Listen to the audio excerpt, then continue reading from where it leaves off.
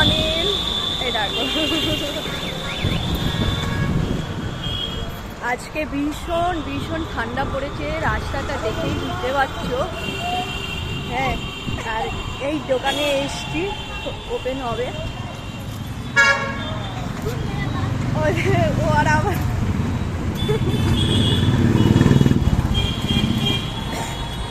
আমার ঠান্ডা লাগছে না এই কারণে যে তোমরা দেখবে যে স্নান করা পরে না তখন ঠান্ডা সেরকম লাগে না।